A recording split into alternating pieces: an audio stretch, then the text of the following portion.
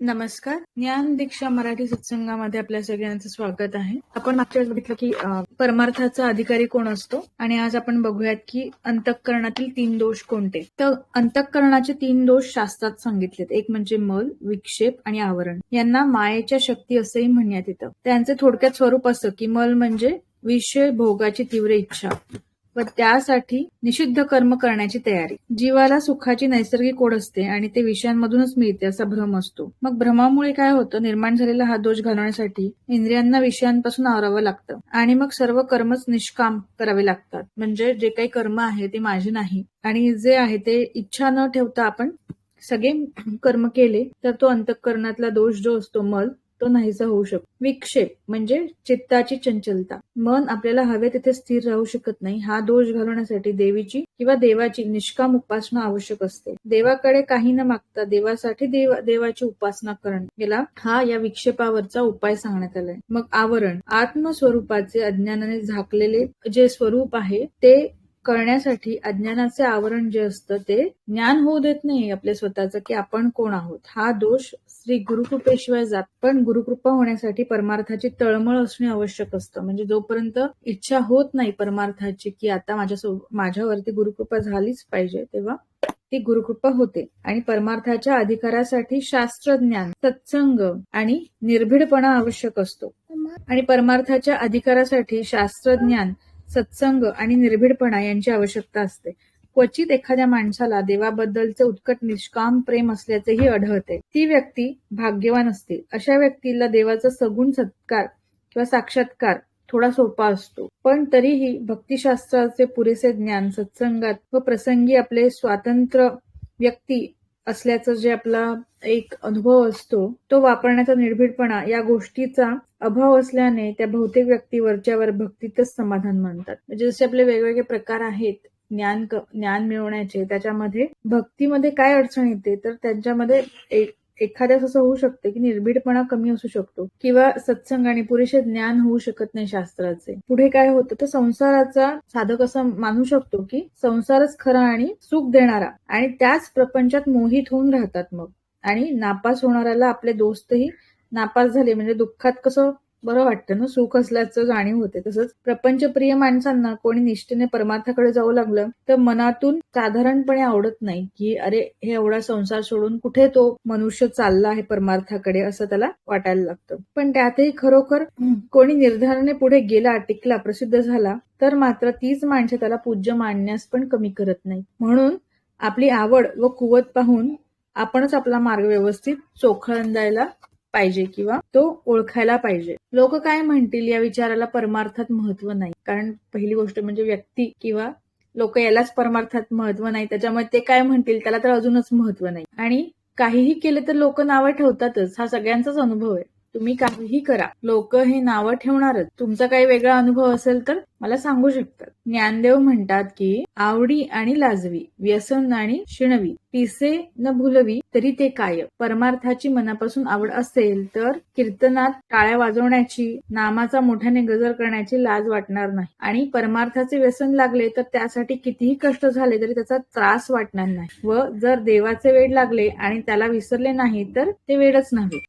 त्यामुळे खरी आवड निर्माण होणे हे महत्वाचं आहे. म्हणजे परमार्थाची असो, देवाची असो, कोणताही आपण जो मार्ग आपल्या कुवतीनुसार निवडता आहात त्यामध्ये आपली आवड असणं हे खूप महत्वाचं आहे. तसेच संत वचनांवरती विश्वास ठेवावा लागतो. मनाच्या अशुद्धतेमुळेच आपल्याला हिताचं सांगणं नको वाटतं. म्हणजे कधी कधी असं वाटतं की काय सांगतायत आणि संसारातील सारे मात्र आवडतं. म्हणजे तिथे आपल्याला त्या विषय भोगाने आपल्याला त्रास होतोय, आपलं मन तिथे ओरखडलं जाते. तरी सुद्धा इंद्रियांवरती तर काही आपला संयम तर नाहीच आहे, कंट्रोल तर नाहीच आहे, त्याच्यावरती नियंत्रण नाहीये. तरी पण मग असे इंद्रिय काय करतात, त्यांना संसारच आवडतो कारण त्याच्यामध्ये विषय सुख आहे. आणि याला कारण आपली पूर्वकर्मे असतात. आता कर्मांचं कसं आहे, आपण बघितलं की कर्म जे असतात ते चक्रीय असतात ना, एकामागे एक ते चालूच असतात. आणि कर्माचे संस्कार म्हणजेच वासना हे सगळ्यात मूळ आहे कोणत्याही. म्हणजे आपण इथे जन्माला आलो आहोत, मला स्वतःचं ज्ञान होणे, अध्यात्माची, परमार्थाची, आणि मग ती वासना कधी पूर्ण होते, गुरुकृपा झाली की ती वासना पूर्ण होते. पण त्यासाठी आपल्याला तळमळ असणं गरजेचं आहे. आणि त्या वाईट असतील तर तेच पाप असं आपण म्हणतो. मग सातत्याने नामस्मरण करून आपल्याला प्रथम आपले चित्त शुद्ध करावे लागते. जर तुम्ही इथे बघाल की बरेचसे जे पण काही ज्ञानमार्गी असे खूप हजारो करोडो मध्ये एखादा असतो की जो जन्मतःच ज्ञान मार्गावरती चालू लागतो. त्याला खूप वर्षांपूर्वीची साधना लागते. पण आपण आपलं जर का लहानपणापासून, जर का मी माझा अनुभव सांगितला, तर लहानपणापासून नाम घेणं हे शिकवण्यात आलं. मला पण जेव्हा ज्ञान मार्गावरती येईपर्यंत पहिले मी सगळे मार्ग अवलंबले. भक्ती मार्ग झाला, शक्ती मार्ग झाला, योग झाला, आणि मग त्याच्यानंतर शेवटी जेव्हा कळलं की हे सगळं करूनही मन जे पाहिजे आहे त्याच्यासाठी अजूनही ओढ आहे, किंवा परमार्थामध्ये किंवा अध्यात्मात असं काय आहे जे की अजून मी पाहिलं नाहीये, त्याच्यासाठी मग तेव्हा ज्ञानमार्ग जेव्हा त्याची वेळ आली, योग आले असं म्हणू शकतो, तेव्हा मात्र ज्ञान मिळण्यामध्ये गुरुकृपा होण्यास मदत झाली. मग फार खोलात न शिरता आपल्याला नामस्मरण करा असं संत सांगतात. हरी उच्चारणी अनंत पाप राशी, जातीला लयासी क्षण मात्रे, हे ज्ञानेश्वराच्या हरिपाठामधली ओवी आहे. आणि असे सांगण्याचा हेतू हाच होय की तुम्ही जास्त खोलात काही आता शिरू नका. सध्या तुमची जेवढी कुवत आहे तेवढं हरिनाम तुम्ही घेत राहा. संत तुकाराम म्हणतात की प्रेमाने मन स्वच्छ होते, म्हणजे आपलं जे चित्त स्वच्छ असायला हवं, आणि चित्त जर शुद्ध आणि स्वच्छ नसेल तर मात्र परमार्थामध्ये त्याच्या अशुद्धीमुळे आपली प्रगती थोडी खालावते. मग औषधाच्या छोट्याशा गोळीत जसे जंतुनाशक करण्याचे सामर्थ्य आहे, तसेच नामात दोष नाशाचे बळ आहे. आता इथे नाम कशाला म्हटलं ना, देवाचं जिथे कुठे आपली श्रद्धा आहे. हे बघा, इथे पहिल्यापासूनच कसं सांगण्यात आलेलं आहे परमार्थामध्ये किंवा अध्यात्मामध्ये, जिथे तुमची रुची आहे त्या गोष्टी करायला पाहिजे. मग नाम घेण्यामध्ये सुद्धा किंवा भक्ती मार्गामध्ये जे आता सुरुवात झालेली आहे ज्यांची अध्यात्मासाठी, त्या लोकांनी पण जे आवडतं ते नाव त्यांनी घ्यावं. नामामध्ये दोष नाशनाचे बळ आहे. जसं की आपले एक अँटीबायोटिक घेतल्यानंतर आपले बॅक्टेरिया बॉडीमधले मरून जातात, तसंच नाम घेतल्यानंतर ते अनुभवाने कळते की त्याच्यामध्ये सुद्धा दोष नाशाचे बळ आहे आणि आपलं चित्त हे अत्यंत शुद्ध होत. मग प्रारंभी विश्वासाने नाव घ्यायचं, मग आपल्याला अनुभव होतो. अनुभव झाला की विश्वास बसतो. मग डॉक्टरांच्या सांगण्यावरती विश्वास ठेवणं जमतं ना, जसं आपल्याला की तुम्हाला आता बरं नाहीये, ह्या गोष्टी घ्या, तसंच आपण संतांवरती पण विश्वास ठेवायला काही हरकत नाही. आणि अंतःकरण जसे शुद्ध आणि शांत होते, तसं हळूहळू ते कळू लागतं आणि जमूही लागतं की नामामध्ये दोष नाशनाचं शक्ती आहे. मग आता इथे आल्यानंतर अहंकाराचा निराश कसा होतो, हो ना. भावशुद्धीच्या संदर्भात आपल्याला एक मोठ्या अडथळ्याची किंवा प्रतिबंध ज्याला आपण म्हणतो, त्याचा आपल्याला एक विचार करावा लागतो. त्याला आपण म्हणतो अहंकार, मीपणा. अंतःकरणात थोडा अहंकार असूनही तो वागण्या बोलण्यात प्रगट होत नसेल तर व्यवहारात काही बिघडत नाही. म्हणजे थोडाफार अहंकार सगळ्यांमध्ये असला पाहिजे, उत्तरजीवितेसाठी तर महत्वाचंच आहे. पण आपल्याला स्वतःला सुद्धा त्याची जाणीव नसते, तरीही आपल्यात अहंकार असतोच. परमार्थात अहंकाराचा सूक्ष्म विचार करावा लागतो, कारण कोणताही जीव किंवा कोणताही जाणीव देवाशी एकरूप होण्यामध्ये अडथळा निर्माण करू शकते. मी देवाचे पूजन केले, मी नामस्मरण करतो, मी सेवा केली, असे इत्यादी आपण जे म्हणतो किंवा ऐकतो, त्या गोष्टींमध्ये जे मी पण आहे त्याला आपण इथे अहंकार असं नाव दिलंय. तशी आपली खात्री असते आणि असे वाटणे काही जास्त चूक नाहीये. पण जर आपण विचार केला की मी केलं, तर हे जे आपण म्हणतो मी केलं, याच्यामुळे आपण त्या देवाशी एकरूप होऊ शकत. आणि शेवटी काय, सगळ्या मार्गांचा एकच उद्देश आहे की तुमचं स्वस्वरूपाशी ओळखणं. जिथे भक्ती म्हणजे प्रेमाचा मार्ग जरी आपण स्वीकारला तरी पण तिथे त्या दुसऱ्या समोरच्या देवाशी किंवा त्या नामाशी एकरूप होणं गरजेचं आहे ना. जिथे आपण स्वतः विसरलो स्वतःला, जिथे इंडिव्हिज्युअलिटी, आयडेंटिटी जिथे आपली संपते, तिथेच आपल्याला स्वस्वरूपाचं दर्शन होऊ शकतं. मग आपण जे काही करतो त्यासाठी लागणारी सामुग्री देवानेच उपलब्ध केल्यामुळे आपल्याला ते करता येते. आपले शरीर, इंद्रिय, मन वगैरे कोणी बनवली? ते कंडिशन मध्ये ठेवण्यासाठी, ते व्यवस्थित सांभाळण्यासाठी अन्न वगैरे कोण देतो? आपल्याला जरुरीच्या वस्तू जगरूपाने कोणी निर्माण केल्या? जड देहात चैतन्य आहे, ते आलं तरी कुठून? मग चंद्र, सूर्य, ऋतू, हवामान, हवेत असलेले प्राणवायूचे विशिष्ट प्रमाण, या सर्व नियमबद्ध व्यवस्था जी आहे त्या केल्या कोणी? अशा प्रकारच्या प्रश्नांच्या खोल विचारात जाऊन खरे कर्तृत्व कोणाचं याचा विचार करावा लागतो. असा शांतपणे विचार करून जाताच अखेर आपण आश्चर्यचकित होतो. आपले कर्तृत्व किती कमी आहे हे आपल्याला कळते. सकळ करणे जगदीशाचे, हे समर्थ वचन मग तेव्हा एखादी बाब लक्षात येऊन देणे किंवा न देणे ही सुद्धा ईश्वराच्या हातात आहे असे श्रुती म्हणते. श्रुती म्हणजे काय, जे आपण श्लोक वगैरे ऐकतो ना, त्याला श्रुती पण असं म्हणतो. पण ही जाणीव आम्हाला नसते, त्यामुळे अहंकारात अंतरंगात कायम ठाण मांडून बसलेला असतो. ईश्वराला आपण विसरतो. व्यवहारात मी व माझे शब्द या वाचून काही आपलं चालतच नाही, व्यवहारात तसे बोलावेच लागते. पण आता मात्र तो व त्याचे ही भावना असावी. म्हणजे तो आणि त्याचे म्हणजे काय, तो म्हणजे ईश्वर. म्हणजे भक्ती मार्गातून जरी तुम्ही जात असाल किंवा तिथून जरी तुमची वाटचाल चालू असेल तरी पण कोणतेही कर्म हे निष्काम असले पाहिजे ना. निष्काम असण्यासाठी, कारण सकाम कर्म केलं की कर्मबंधन येणार. मग ते कोणाचे कर्म आहेत, ते माझे नाही. मग माझे नाही तर या अहंकाराला सुरुवातीला कोणीतरी तर पाहिजे ज्याला आपण म्हणू शकतो की हे त्याचे कर्म आहेत. हो ना, एक कोणीतरी तर आपल्याला असं पाहिजे की ज्याच्यावरती आपण थोडंसं लीन होऊ शकतो किंवा थोडंसं त्याच्यावरती आपण सगळं ढकलून देऊ शकतो, असं एक साधारण भाषेमध्ये सांगायचं तर. मग असं कोण आहे, तर ते परमेश्वराला पकडा.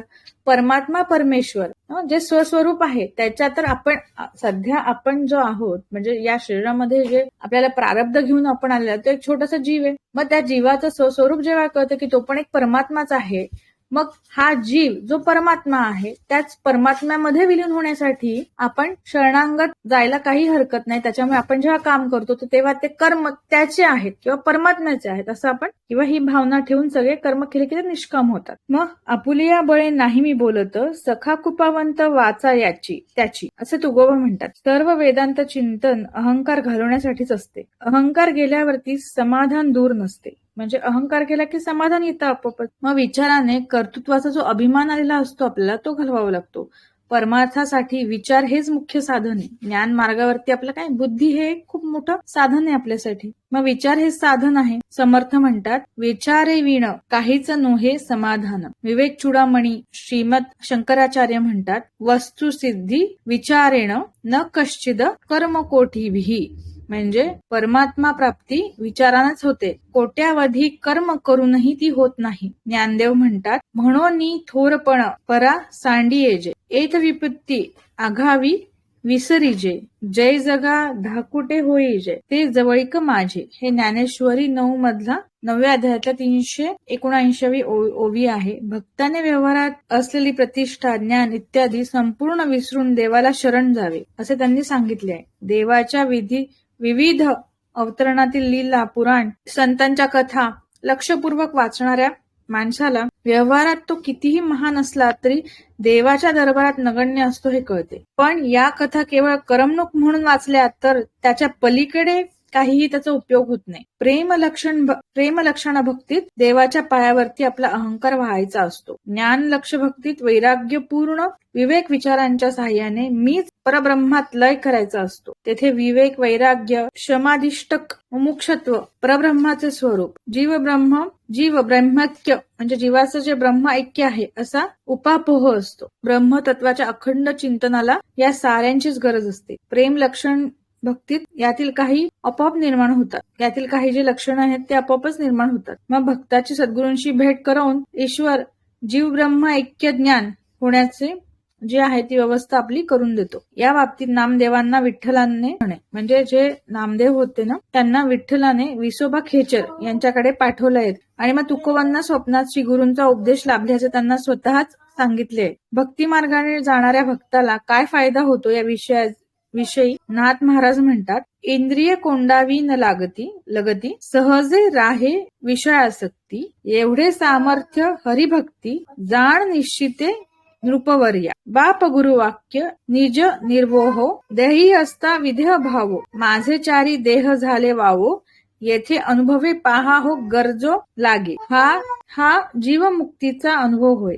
या अनुभवामुळे अज्ञान नष्ट होते. स्वरूपावरील आवरण म्हणजे स्वस्वरूपाविषयी असलेले अज्ञानाचे झाकण नष्ट होऊन प्रारब्धामुळे विक्षेप शिल्लक राहतो. म्हणजे दिसते जसं सत्य नाही याचा आपल्याला तोपर्यंत निश्चय झालेला असतो. याच्यामध्ये अहंकाराचा निराश कसा करावा किंवा त्याच्यामध्ये काय काय उपयोग करावे ते श्री निसर्गदत्त महाराजांची म्हणजे त्यांना एक प्रश्न विचारला होता इंटरव्ह्यू मध्ये एकाने की तुम्हाला आत्मज्ञान कसं झालं, तर ते म्हणे खूपच सोपं आहे म्हणे आत्मज्ञान होण्यासाठी. मला माझ्या गुरूंनी सांगितलं की तू ब्रह्म आहे आणि मग मी त्याच्यावरती विश्वास ठेवला आणि तसंच वागत गेलो आणि तसं त्यांना स्वस्वरूपाचं दर्शन झालं आणि त्यांना तिथे स्वस्वरूपामध्ये स्थित होण्यासाठी मदत झाली. म्हणजे किती सोपं आहे बघा. त्यांनी काय केलं की स्वतःच्या गुरुवरती विश्वास ठेवला. गुरूंनी जे सांगितलं आहे ते चुकीचं असूच शकत नाही आणि मग तेच सत्य आहे आणि ते जे सत्य आहे त्याच्यामध्येच मग त्यांनी एवढा विश्वास ठेवला की ते त्यांची जगण्याची जी क्रिया होती ते मी ब्रह्म म्हणूनच मग ते जगले. मग याच्यामध्ये मनाची शुद्धी व शांती अध्यात्मात कशी होते.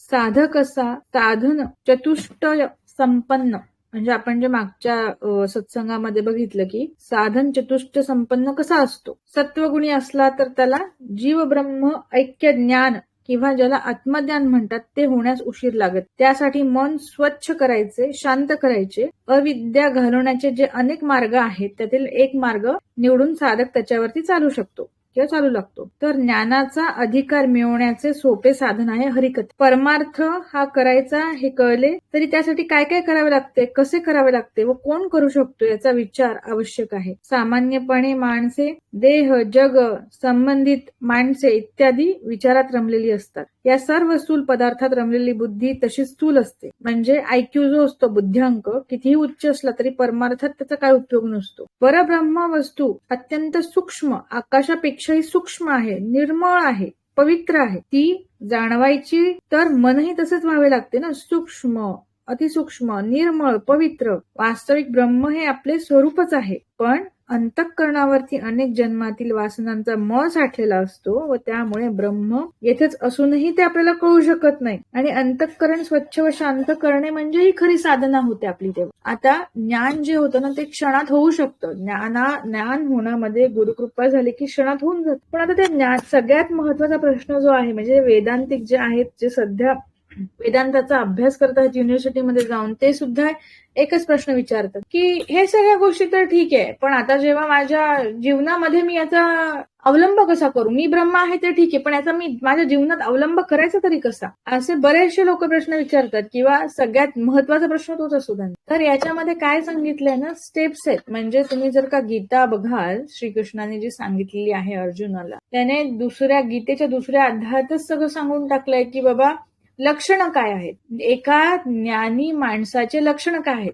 ते त्यांनी जरी लक्षणं सांगितले असते श्रीकृष्णाला तरी पण त्याच्यामध्ये जे लक्षणं सांगितलेले आहेत त्यांनी ते जे सुरुवातीचे जे साधक आहेत त्यांच्यासाठी ते ज्ञानामध्ये राहण्याचे स्टेप्स आहेत. म्हणजे जसं की इंद्रियांवरती त्यांचा झालेला विजय असतो, इंद्रियावरती ज्ञानी माणसाचं एक नियंत्रण असतं. मग आता ते नियंत्रण असणं हे जर का ज्ञानी माणसाचं लक्षण आहे, तर साधक जे सुरुवातीचे नवीन साधक आहेत त्यांच्यासाठी आपण काही स्टेप्स किंवा काही आपण अशा गोष्टी करू शकतो ज्याच्यामुळे आपलं नियंत्रण येईल इंद्रियांवर आणि मग त्याचीच आपल्याला मदत होते ज्ञानामध्ये राहण्यासाठी. तर त्याच्यामध्ये ज्ञानामध्ये राहण्यासाठी एक जो अजून गुण सांगितलेला आहे तो आहे मनाची शुद्धी आणि शांती. मग वासना म्हणजे संस्कार. आता आपण या देही आहोत याचं सगळ्यात मोठं कारण म्हणजे वासना आहे. वासना म्हणजे संस्कार. अनेक जन्मात अनेक प्रकारचे संस्कार जीवावरती होत असतात. ते बुद्धी या अत्यंत सोयीस्कर जागी राहतात. सोयीची जागा एवढ्यासाठी की वासना पूर्ण होण्याच्या दृष्टीने ती जागा योग्य आहे. कारण निर्णय घेण्याचं काम बुद्धीच करते. जीवाची बुद्धी अनेक जन्मांच्या वासनांमुळे म्हणजे कर्माच्या संस्कारांमुळे मलिन झालेली असते. कंदिलाच्या काचेवर काजळी धरली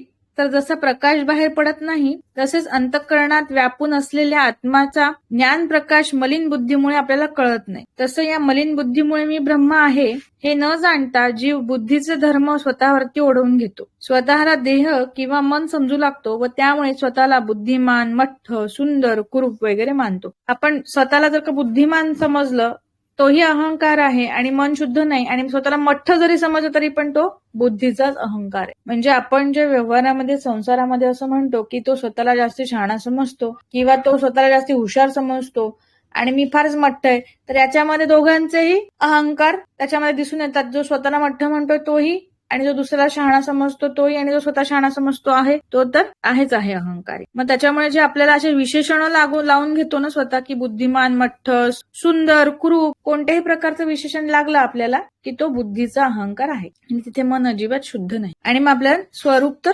स्वस्वरूप विसरलेलेच असतो. बुद्धी स्वच्छ झाली की तिच्यातील ज्ञान प्रकाश म्हणजे चिताभास कोठून आला हे कळू लागते आणि चिताभास व आत्मा एकच आहे हे कळते. यालाच आत्मज्ञान किंवा आत्मसाक्षात्कार असं म्हणतात. स्वतः आरसा निळ्या आकाशाखाली ठेवला की आकाशाचेच प्रतिबिंब त्यात आपोआप पडते ना, तसंच मन अत्यंत स्वच्छ व पवित्र झाले की मनाजवळच असणारा चिदाभासरूप आत्मा किंवा ज्ञान तत्काळ अंतःकरणात अनुभवायला येतो. हे तात्विक दृष्टीने खरे असले तरी प्रत्यक्षात माणसाचे मन एवढं शुद्ध नसतं. केवळ ईश्वराच्या अवताराने मन असे शुद्ध असू शकते व त्यामुळे ते पूर्ण ज्ञानी असतात. स्वच्छ सुंदर शुद्ध मन होण्याची जी कल्पना आहे ती ईश्वर अवतारांमध्ये होती, त्याच्यामुळे त्यांना संपूर्ण ज्ञानी असंही म्हणतात. तसं इथे पटकन सांगून टाकलेलं आहे की आरसा जसं निळ्या आकाशामध्ये खाली पकडल्यानंतर त्याचंच रिफ्लेक्शन होत असतं. जेव्हा मन तेवढं शुद्ध होतं तेव्हा आत्म्याचाच प्रकाश त्याच्यामध्ये रिफ्लेक्ट होत असतो किंवा त्याच्यामधनं प्रतिबिंब त्याचं दिसत असतं. आणि अशुद्धी असेल तरच आपण इथे आहोत, तरच आपण या जगामध्ये टिकून राहू शकतो, मायेमध्ये राहू शकतो. त्याच्यामुळे असं अपेक्षा करणं की मन एवढं शुद्ध म्हणजे होऊन एकदम पूर्ण ज्ञानी वगैरे होईल, हे कोणत्याही प्रकारच्या अशा कल्पना कोणीही बाळगू नये. तर सामान्यतः मनाचे स्वरूप पाहिले तर ते गढूळ असते, अपवित्र असते, रज तम गुणयुक्त व चंचल असते, विषय वासनांनी भरलेले असतं. त्यामुळे माणूस क्रोध, काम, मत्सर, हेवा, ईर्ष्या इत्यादींच्या अधीन होऊन दुःखी होतो. पण याला दुःख म्हणतात हे माणसाला आधी पटावे लागते, मान्य व्हावे लागते. हे मान्य झाले तरच त्याचं निवारण करण्यासाठी काय करता येईल ते तो बघतो. मन हे अत्यंत सूक्ष्म, मन कसं आहे, खूप सूक्ष्म आहे. मन ही अत्यंत सूक्ष्म, देह पूर्णपणे व्यापून असणारी व सतत जाणवणारी अशी वस्तू आहे. असं कधी एखादा क्षण होता का जेव्हा तुम्हाला मनाची जाणीव नव्हती? जाणीव असणं ना हे सूक्ष्म आहे. मन इतकं सूक्ष्म आहे की ते पूर्ण देहामध्ये व्यापून असणारी गोष्ट आहे आणि त्याची सतत जाणवणारी गोष्ट आहे. सतत मन हे आपल्याला सतत जाणवत. ते अत्यंत संवेदनाशील असतं. गाढ झोपेत मन अज्ञानात व सौम्य अशा सुखात विरहत असतं. स्वप्नकाली ते अंतःकरणातील काल्पनिक जगातच असतं ते. आणि या दोन अवस्थांमध्ये मनावरती बुद्धीचे नियंत्रण नसतं. जेव्हा एक मनुष्य जो असतो तो स्वप्न काळात असतो किंवा जेव्हा जो झोपेत असतो तेव्हा बुद्धीचं आपल्या मनावर नियंत्रण नसतं. मग जागेपणी मात्र आपण त्याचे नियंत्रण करू शकतो. बुद्धीनी मनावरती जेव्हा आपण जागृत अवस्थेत असतो तेव्हा ते नियंत्रण करणं सोपं असतं. पाणी रंगात चटकन मिसळते, तसंच मन 5 इंद्रियांकडून येणाऱ्या कोणत्याही अनुभवात तत्काळ समरस होते. तत्काळ एकदम समरस होऊन जात. मन हे 5 जे आपले इंद्रिय आहेत त्याच्यामधनं होणारा कोणताही अनुभव असू दे त्याच्यामध्ये ते खूपच सहजतेने, जसं पाण्यामध्ये रंग मिसळतो ना वॉटर कलर, तसंच हे मन 5 इंद्रियातील अनुभवामधनं एकदम समरस होऊन जातं. मग उदाहरणार्थ कानाने पोवाडा ऐकल्यानंतर मनात देशभक्तीची भावना निर्माण होते. खमंग पदार्थाचा वास किंवा चव अनुभवातच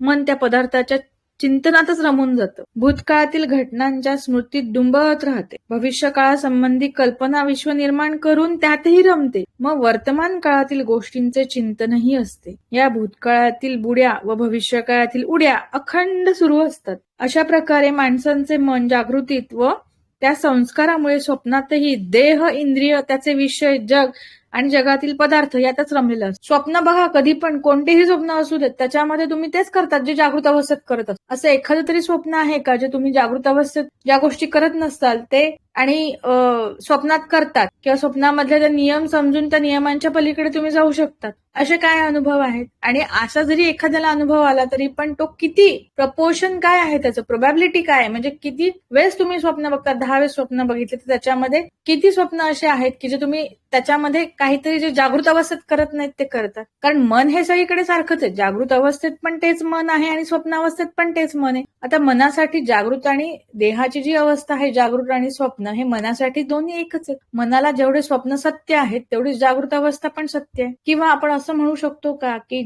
स्वप्न अवस्था जेवढी खरी आहे तेवढीच जागृत अवस्था पण जर खरी आहे तर मग जागृत अवस्था पण स्वप्न अवस्था आहे का? विचार करायला हवा ना. कारण स्वप्नामध्ये तेव्हा तुम्ही एखादं जर का भीतीचं स्वप्न बघत असाल तर तिथे वाटणारी भीती तेवढीच खरी असते जेवढी की आपल्याला जागृत अवस्थेत वाटणार असते.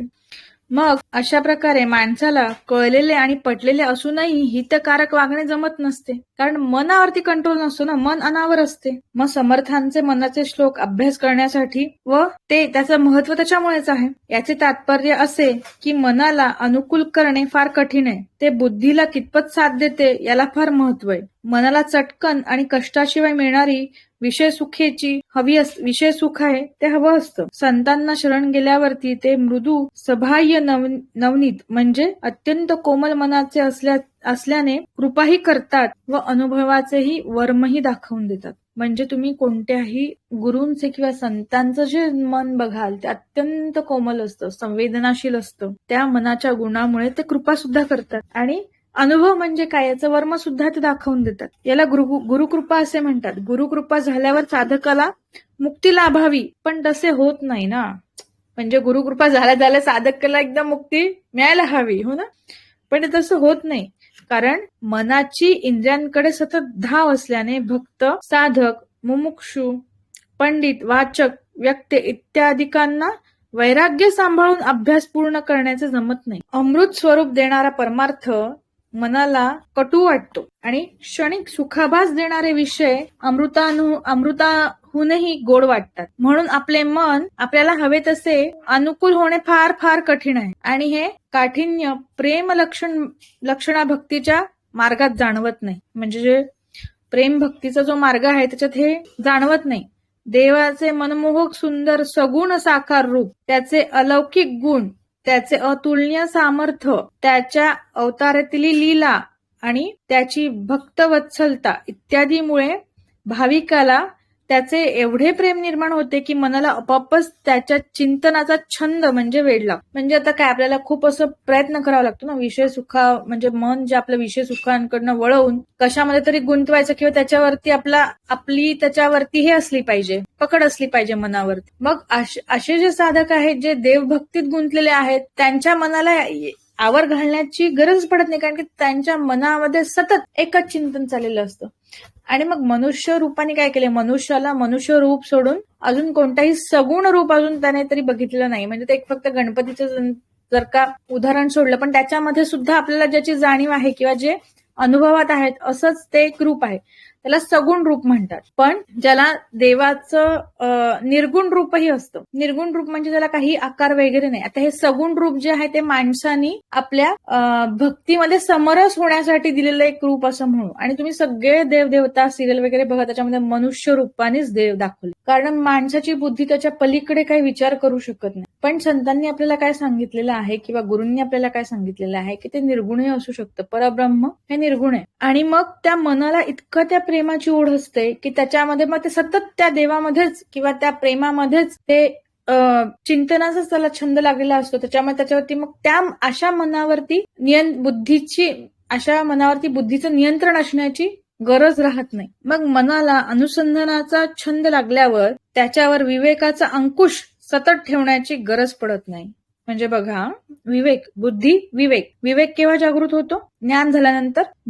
ज्ञानी माणसाच्या बुद्धीला विवेक असं आपण म्हणू शकतो. आणि मग प्रत्येकाच्या मनात तो विवेकाचा एक अंकुश ठेवावा लागतो जेव्हा ते विषयांकडे जेव्हा धाव घेत असतं तेव्हा. पण इथे अशा मनाला विवेकाचा अंकुश सतत ठेवण्याची गरज भासत नाही. त्यामुळे प्रेमाने देवाचे भजन करणारे फार लवकर मुक्त होतात. अहंकार जर का मध्ये आला तर तसंही ते शक्य होत नाही की मी पूजा करतो, मी देवाची भक्ती करतो, मी भजन करतो, असं नाही. ज्याचं मन एकरूप झालेलं आहे भगवंतामध्ये, ज्याची तो भक्ती करतोय, तर असे लोक मात्र लवकर मुक्त होतात. आता इथे मुक्त म्हणजे काय? आत्मज्ञान होणे. इथली मुक्तता म्हणजे आत्मज्ञान. आत्मज्ञानाने तसे आपण मुक्त आहोत हे कळतच. आणि इथे भक्ती रूपामध्ये परमात्म्यासोबत एक रूप होणे म्हणजे मुक्तता, असं आपण इथे गृहीत धरूया. मग 21व्या शतकात विज्ञान युगातील माणसाने निसर्गातील अनेक शक्तींचा शोध घेतलाय. त्या नियंत्रण करण्याचाही तो प्रयत्न करतो. सूर्यमालेतही इतर ग्रहांवरती जाण्याबरोबरच सूर्यमालेतील बाहेर ताऱ्यांचा पण शोध तो घेत असतो. पण आपल्या मनावरती विजय मिळवण्यासाठी त्याच्या बाबतीत तो मागेच पडतो. मानसशास्त्रज्ञाचा कितीही अभ्यास केला, शरीरशास्त्र अभ्यासले तरी मनाचे स्थान व स्वरूप हे अजूनपर्यंत कळालेले नाही. म्हणजे त्याचं स्थान काय आहे, शरीरामध्ये मनाचं स्थान कुठे आहे आणि त्याचं स्वरूप काय आहे, त्याचे गुण काय आहेत, ते अजूनही शास्त्रज्ञांनी किंवा त्यांना अजून कळालेले नाही. भारतीय परमार्थ शास्त्रज्ञाने मात्र मनाचा मूलगामी विचार केला आहे. मन हे रजोगुणाचे व वायू तत्वाचे बनलेले असल्याचे शास्त्र सांगते. रजोगुण व वायू तत्व ही दोन्ही सतत हालचाल करणारी व चंचल असल्याने मन स्थिर राहू शकत नाही हे लक्षात येते. ते केवळ वैराग्य व सतत अभ्यास याने ताब्यात येऊ शकतं व कुशाग्र बुद्धीलाही चकविण्यात मना एवढे हुशार अन्य कोणी सापडणार नाही. ब्रह्मविद्येच्या अभ्यासाच्या अभावामुळे माणसांना विषय सुखाविषयी किंवा विषय सुखाशिवाय त्याहूनही अधिक सुख देणारे असे काही अगदी जवळच आहे हे ठाऊक नसते. एवढंच नाही तर भक्ती मार्गात असणाऱ्या लोकांना आपण ब्रह्मसुखासाठी भक्ती करतो याची जाणीवच नसते. म्हणजे आपण भक्ती कशासाठी करतो हे फक्त एक ते जे सगुण आपण चित्त निर्माण केलेलं असतं त्याच्या प्रेमामध्ये राहण्यासाठीच त्याला भक्ती तो करतो. आपण पहिले बघितलं की भक्ती मार्गातली अजून एक अडचण म्हणजे निर्भीडपणा. तो निर्भीडपणा मात्र थोडासा तिथे कमी असल्याचं काही भक्तांमध्ये जाणवतं. त्यामुळे मनाला आवडेल ते कारण असा त्या भक्तीचा प्रकार असतो. मन एव मनुष्याणां कारणं बंध मोक्षयोः असं श्रुती सांगते. म्हणजे बंधनाचे व मोक्षाचे कारण मनच आहे. मन विषयात गुंतले तर ते बंध निर्माण करते व परमार्थात गुंतले तर मोक्ष देते. यामुळे अनेक संत ऋषी यांना मनाला उपदेश केला आहे. यांनी जो आहे तो मनालाच उपदेश केलेला आहे. जीवाने मनाला हळूहळू ताब्यात घ्यावे लागते. मन चंचल आहे हे खरेच आहे, मात्र ते एका क्षणी एकाच विचारावरती स्थिर होऊ शकते. एका वेळी दोन कल्पना त्यात राहू शकत नाही. ते कितीही चंचल व ओढाळ असले तरी मनाची एक गोष्ट मात्र फार चांगली आहे की त्याला एकदा का एखाद्या विषयाची गोडी लागली की ते त्या विषयाला सोडत नाही. म्हणून ज्ञानदेव सांगतात की ईश्वराचे ब्रह्माचे सुख एकदा त्याला कळले की त्याच्यावरती सक्ती करण्याची गरज पडत नाही. उलट बुद्धी विषयांच्या मागे जाण्यास सांगत असली तरी ती जात नाही. अशा मनाला ध्यान साधण्यास कष्ट होत नाही. भक्ती मार्ग, कर्म मार्ग, ध्यान मार्ग, ज्ञान मार्ग, संत सेवा इत्यादी मार्ग वेगवेगळे वाटत असले तरी ते सर्वांचा हेतू अंतःकरण शुद्ध करणे हाच असतो. नेटका प्रपंच तसेच संप्रदाय शुद्ध साधना पद्धती ही देखील मन स्वच्छ, स्थिर व अंतर्मुख करण्यासाठीच असतात. संतांच्या आज्ञेप्रमाणे वाढणारा मूढ निरक्षर माणूस सुद्धा मन शुद्ध झाल्यावरती ब्रह्मसुख प्राप्त करून घेऊ शकतो. कितीही बुद्धिमान माणूस जरी असला तरी त्याचा आचार शुद्ध नसला तर तो केवळ शब्दज्ञानी होऊन जातो किंवा होऊन राहतो. ब्रह्मानुभवी होणार नाही. शास्त्र ज्ञान नसणारे व असणारे या दोन्ही प्रकारच्या माणसांना आपला आचार सारखा सरळ व शुद्ध ठेवावा लागतो. त्याप्रमाणे चित्तशुद्धीसाठीच परमार्थ साधनेचा सर्व पसारा आहे.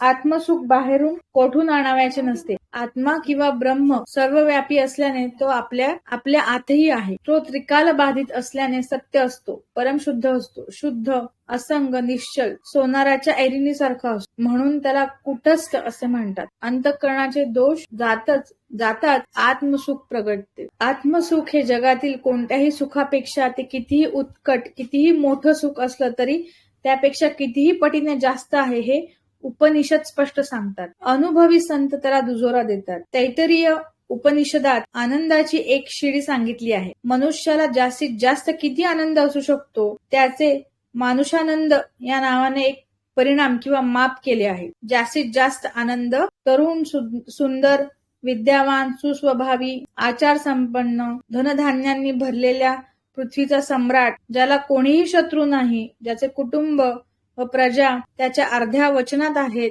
अशा माणसाला मिळतो. ह्या मनुष्यानंदाच्या शतपटीने आनंद मनुष्य गंधर्व, त्याहून शतपटीने देवगंधर्व, त्याहून शतपटीने पितर, अजान देव, कर्मदेव, मुख्य देव, इंद्र, बृहस्पती, प्रजापती व त्याहून जास्त आनंद अत्यंत विरक्त आत्मज्ञानी आहे त्याला मिळतो. म्हणजे जर का आपण एक असा विचार केला की मनुष्याचा आनंद आपण समजा याच्या एका मापामध्ये त्याला आपण मनुष्य आनंद असं माप एकक देऊ. मग जर का असा एखादा राजा असेल की ज्याच्याकडे कोणीही शत्रू नाही, पूर्ण पृथ्वीवरती त्याचं राज्य आहे, त्याची जी जनता आहे किंवा प्रजा आहे ती त्याच्या अर्धवचनाखाली आहे, तर ती त्याच्या अर्धवचनाखाली आहे, अशा माणसाचा जर का एक मनुष्य आनंद असं जर का आपण पकडलं तर त्याच्या शतपटीने जो आनंद आहे त्या मनुष्य आनंदाच्या शतपटीने आनंद मनुष्य गंधर्व त्याचा आहे आणि त्याच्या शतपटीने देव गंधर्व म्हणजे देव, आणि त्यातून शतपटीने पितर, आणि त्यातूनही शतपटीने अजान देव, त्यातहूनही शतपटीने कर्मदेव, मुख्य देव, इंद्र, बृहस्पती, प्रजापती या सगळ्यांचे शतपट जरी आपण केले त्यातहूनही त्या मनुष्य आनंदापेक्षाही जास्त आनंद जो विरक्त आत्मज्ञानी आहे ना त्याला मिळतो जेव्हा त्याला स्वतःचं ज्ञान होत. आणि अशा प्रकारे आत्मज्ञान झाल्यानंतर म्हणजे मनाची शुद्धी झाल्यानंतर आत्मज्ञान होण्यामध्ये मदत मिळते. मग आपण पुढच्या गुरुवारी जे आहे ते कृपेचे कोणते कोणते प्रकार आहेत ते बघूयात. सर्वसाधारण ईश्वर कृपा, गुरुकृपा, शास्त्र कृपा आणि आत्मकृपा हे असे एक साधारण 4 कृपेचे प्रकार आहेत. त्याबद्दल आपण पुढच्या गुरुवारी बघूयात आणि मग ते कृपा मिळवण्याचे साधनं काय आहेत मग ते कळल्यानंतर इथे आपला जो परमार्थाचा साधक म्हणजे अधिकारी कोण आहे, त्याचे गुण काय आहेत, त्याच्यावरती कशा प्रकारच्या कृपा होतात, हा एक विषय आपण इथे संपला असं म्हणू शकतो. आणि मग तिथून पुढे सुखाचा शोध, सुख आणि दुःख म्हणजे काय, सुखाचे प्रकार किती, त्या सगळ्या याचा आपण दर गुरुवारी थोडा थोडा अभ्यास करू. मग प्रपंच आणि परमार्थ कसं साधता येतो, मग त्याच्यामध्ये किती प्रकार आहेत, वानप्रस्थाश्रम, संन्याश्रम म्हणजे काय, मग मिथ्यत्व दृष्टी, जगाकडे पाहण्याच्या दृष्टी कोणत्या कोणत्या असाव्या लागतात, मिथ्यत्व दृष्टी, ईश्वरूप दृष्टी, प्रारब्ध दृष्टी, मग कर्माचे स्वरूप, आणि असे बरेच खूप छान असे त्याच्यामध्ये विषय आहेत. त्या विषयांवरती आपण येणाऱ्या सत्संगांमध्ये चर्चा करूयात. ठीक आहे, काही प्रश्न नसल्यास सगळेजण आज सत्संगामध्ये सहभागी झाल्याबद्दल तुमचे खूप खूप आभार. भेटूयात आपण पुढच्या गुरुवारी. धन्यवाद.